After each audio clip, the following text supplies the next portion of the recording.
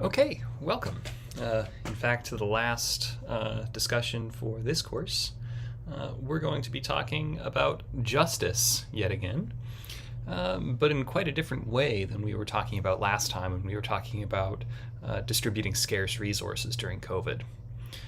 So this time, I'm going to be bringing together two things, which at first might seem to be quite separate, but hopefully by the end of this video we'll be able to draw some connections between the topic of racism in medicine and the concept of epistemic injustice. So let's get into it. The first thing that we should think about is the simple fact that we have a horrifying history of racism in medicine in the United States. Your paper by Nuruddin et al. Details these in much more painful detail.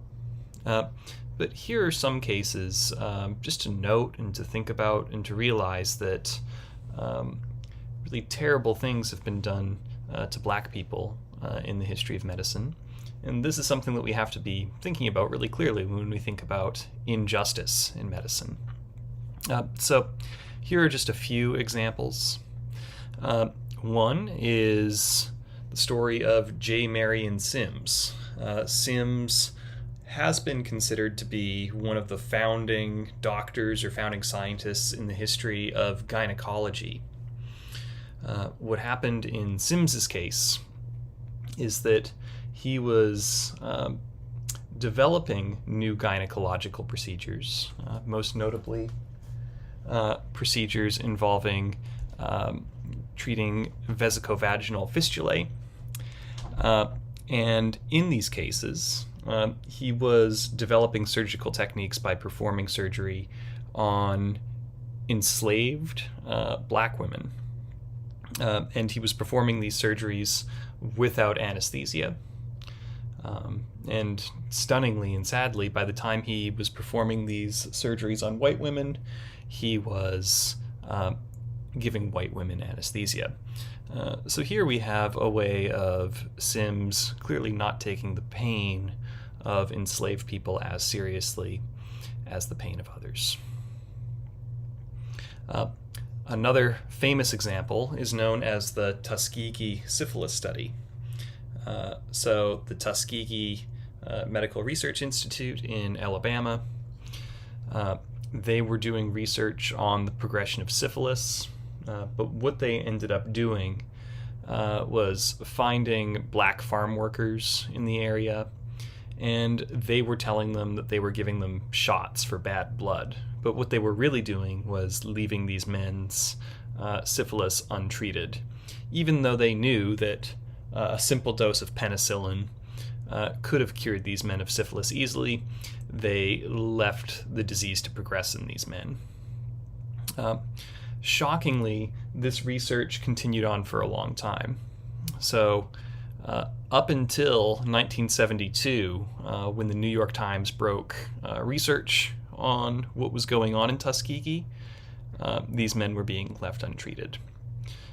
The data say that about 400 men had their syphilis left untreated, and about 100 of them died as a direct result of this neglect for the purposes of medical research. Here's a last case, yet another famous one. It involves a woman named Henrietta Lacks, a black woman from Baltimore. And in 1951, Lacks died of cervical cancer. But as was the case at the Johns Hopkins Medical Hospital and Research Hospital, they would take samples of everybody's cancer cells. Usually cancer cells would die within a day, but in Lax's case, her cells just kept on doubling day over day, such that we had these really useful human cells that could be used in research. Now, the shocking and sad part of this story is that it took about 20 years for the hospital to inform Henrietta Lacks Henrietta Lacks's family, that Henrietta's cells were being used. They were calling them HeLa cells, Hela for Henrietta Lacks. The original discussion by Johns Hopkins Medical Center is that they gave a fake name. They said that these cells were from a woman named Helen Lane. And yeah, many things were done with these cells, from developing vaccines to shooting these cells into space in order to test the safety of space exploration. And it wasn't until about 20 years later that the hospital informed Lax's family that some of Henrietta's cells were still living and that they had been used in research. And there are still some people and companies selling and profiting from HeLa cells nowadays. There has been some recompensation to the Lax family by Johns Hopkins Medical Institute, and moreover, the Lax family has sued some of the companies profiting off the sale of these cells. But there is still a lingering injustice of the way that the family was not properly informed in the first place, and that in many ways Ms. Lax was not given credit for her contributions to medical science, accidental though they may have been. So these are some historical examples, but we should also notice that in the present day there is also inequity between whites and blacks in medicine. So for instance, a 2016 study in the Proceedings of the National Academy of Sciences, they found that a high number of even medical students and medical residents have false beliefs about biological differences between white people and black people. So for instance, 25% of medical residents surveyed in this study falsely believed on a survey that black people have thicker skin than white people. And 29% of these medical residents believed that black people have stronger and denser bones. Wait, hold on right there. I made a mistake in the earlier version of this video, so I'm coming in now from the future with a correction. So let's talk about the mistake that I made. In this video earlier, I looked at a study by Hoffman et al., and it talked about false beliefs among medical practitioners. Now, the famous thing from this study is this point right here. The belief that black people's skin is thicker than white people's skin. Now, what they did is they did a survey. They did an online survey of ordinary people, but then they also looked at first year, second year, third year medical students, as well as medical residents. So I, just appealing to this study, went to this bit of famous information, and the thing to notice is that even among medical residents, 25% of medical residents believe, unfortunately and falsely, that black people have thicker skin. Now, in the earlier video, I also then looked at just one more survey item, the claim that black people have stronger, denser bones. So just to give another illustrative example, I noted that there is still a large number, 29% of medical residents, who believe that black people have stronger, denser bones. Now, here's the problem. I misread the chart because of this item right here. And it says that the items with an asterisk on the survey, so this one, this one, this one, and this one, are actually true statements. So as the number goes higher up on those statements, we're getting closer to the truth rather than further away. So I made a simple mistake, and one thing that we can do to be accountable and to stop the spread of misinformation on the internet, I just want to stop the spread of some misinformation and own my mistake. Oftentimes people will look at studies like this. I'm trained in philosophy. I'm not trained in doing studies about false beliefs among medical practitioners. It's good to look at these things, but in this case, I misread the study. The other thing that we'll note is that even though I misread the study, this study still finds that there are far too many false beliefs among medical students and medical residents. So these numbers right here show the prevalence of false beliefs, this 22, 14, 15, 4, and 7. And we want to get those numbers as close as we can to 0. One of the things that Hoffman finds in her study, from what I've understood of it, is that the more prevalent false beliefs are, the more trouble black people will have in getting good treatment for their pain. And in this way, even though I made one mistake in interpreting this chart, we can still learn a lot from this study about the ways in which there is still racial bias in medicine. So thanks for hearing me out on this correction, and back to the regular video. In 2017, it was reported that a judge in Tennessee ordered that incarcerated people could get a 30-day sentence reduction if they were sterilized. Now, this clearly has eugenic overtones to it.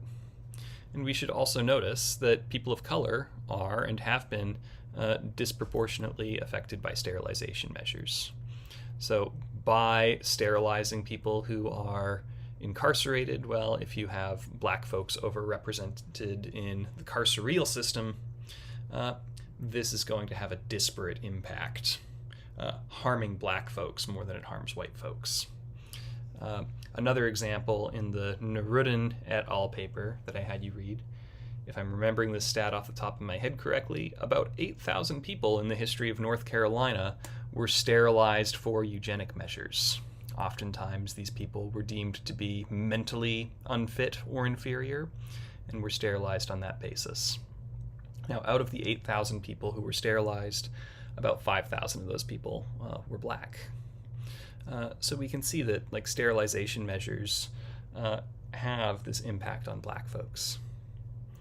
And another thing that you've probably heard about is that the infant mortality rate and maternal mortality rate, so the infant mortality rate involves whether a person dies within the first year of their life, or whether a baby dies before they turn 1. That's how we figure out the infant mortality rate, but also maternal mortality rate, whether a mother dies during childbirth or from complications related to childbirth or pregnancy.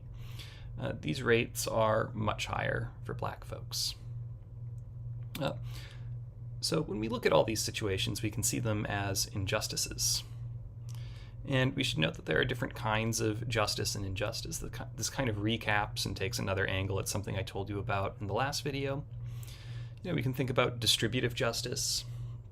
This is the idea of ensuring that benefits and burdens in society are distributed equally somehow, or fairly. You've also probably heard of retributive justice. This is about ensuring that wrongdoers receive punishments that fit the crimes they commit.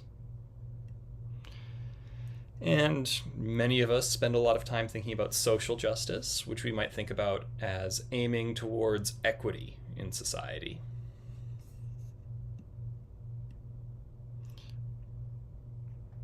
So here is a recent category of injustice that's been added to the mix by philosophers. So this will just give us more ways of thinking about and speaking about injustice. And this is a concept developed recently by Miranda Fricker.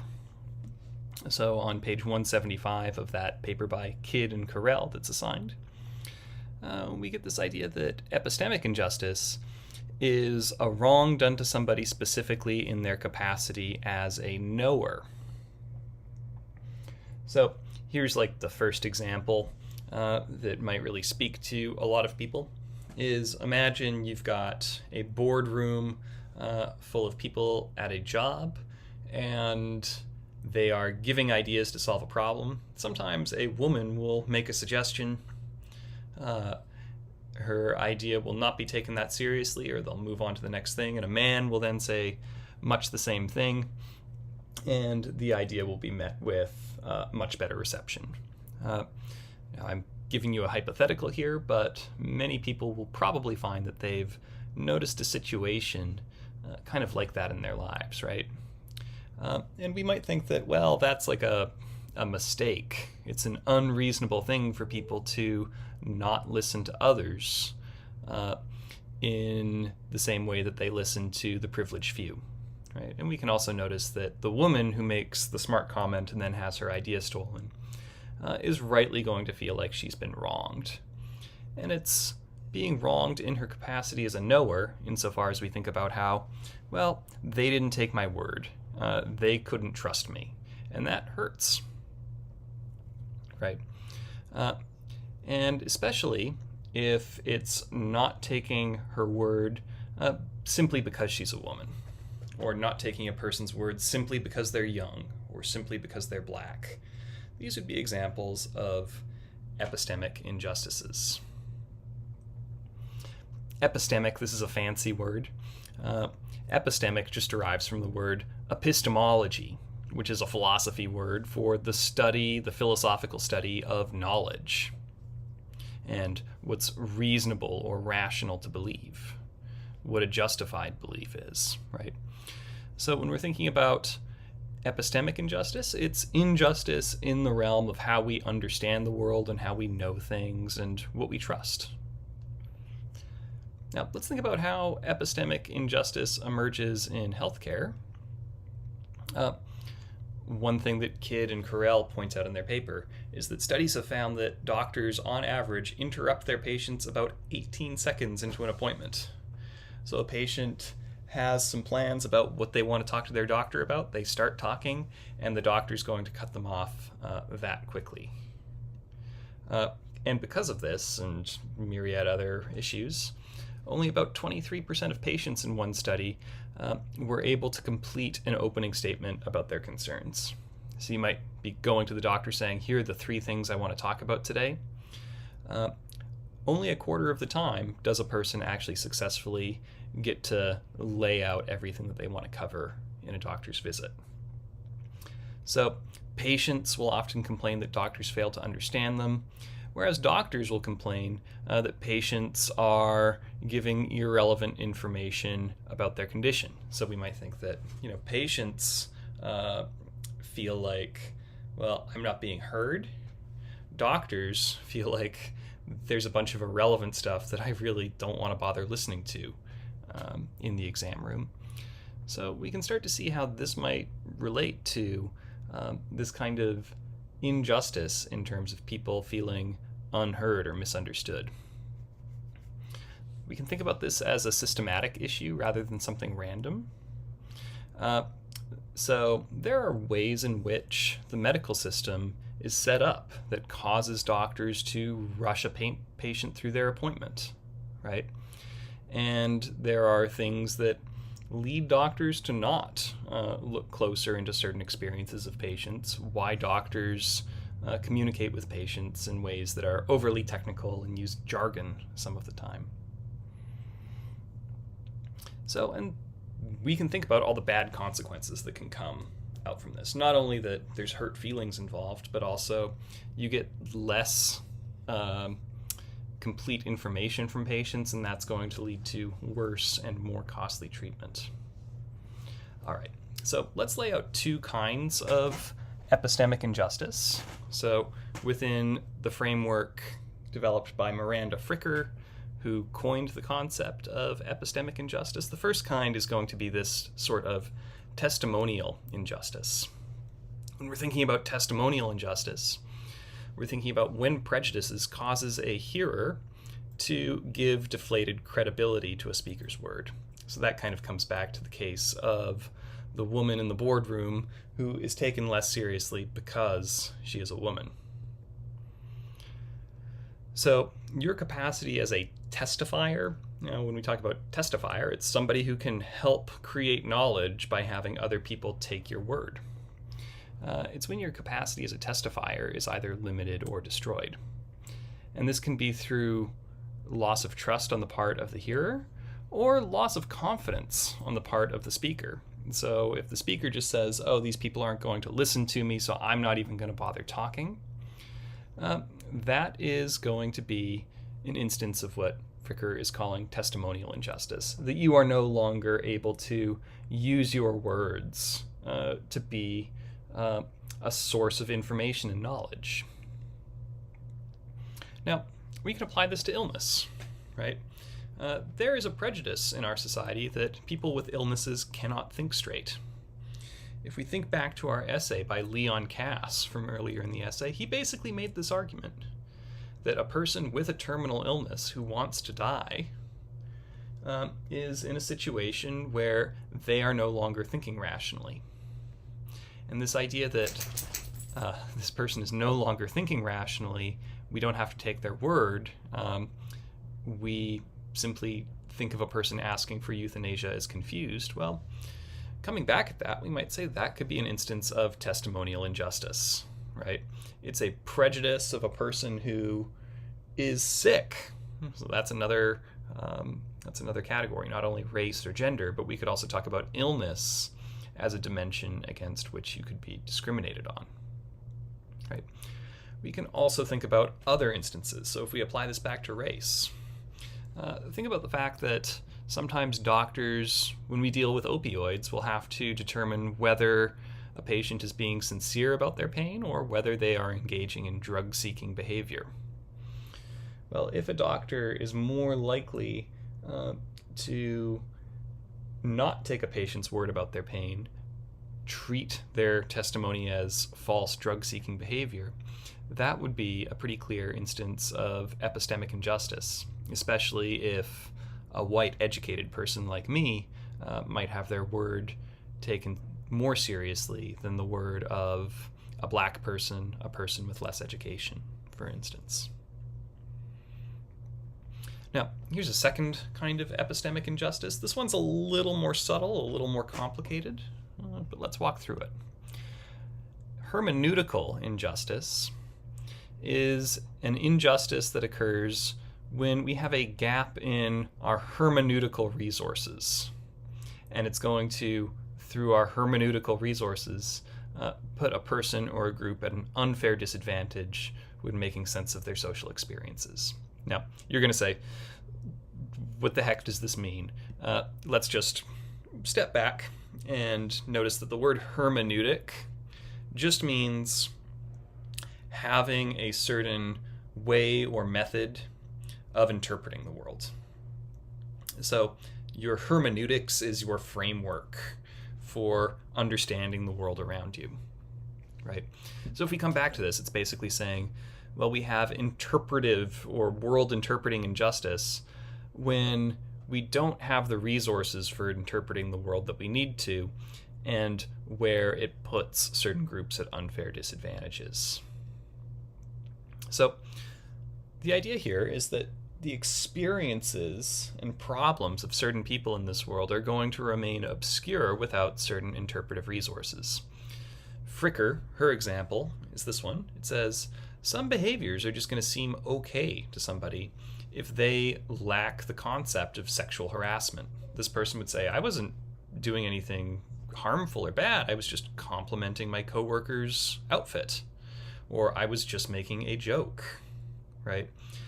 If you don't really have a grip on the concept of sexual harassment, then that misunderstanding and inability to see certain aspects of the world is going to unfairly disadvantage some people, right? And we should also notice that this kind of injustice is going to be seen in medicine, right? So oftentimes people with certain conditions, and I can think of conditions like obesity or depression or having an addiction, well, these ways of being in the world are understood by people and sometimes even by medical practitioners as failures of willpower. But if you look into the research, when a person becomes obese by medical standards, or if they become depressed, or if they develop an addiction, these are largely explained by environmental and genetic factors. And if you think of something like having a certain weight as an indication of a person's willpower or virtue, this can make it harder to actually be responsive to them within medical settings. if we tie this back to anti-black racism, we'll notice that oftentimes black people have worse results in the healthcare system because of inequitable access, right?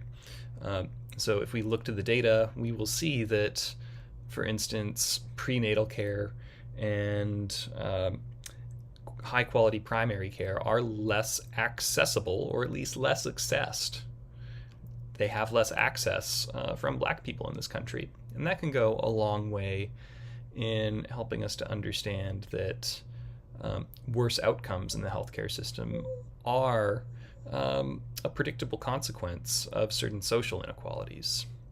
And when we take that approach, it's much harder to blame the victim in those sorts of cases.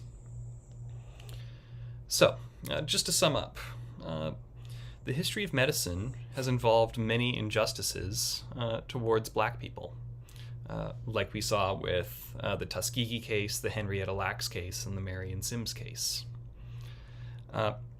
And we might also think about not just of these cases as simple rights violations, though they were, or simply lack of equity, but it's also lack of inability to hear people, right? So we can think about how we can get less equitable outcomes when we have epistemic injustice regarding, for instance, an inability to recognize pain in black people when they're having it. That would be an example of epistemic injustice. So we'll stop there, and I hope that this has helped to tie together these two readings for this module. And hopefully this can help broaden our understanding of the many different things that we want to be thinking about when we think about justice as it applies to healthcare. All right, take care, and thanks as always for listening.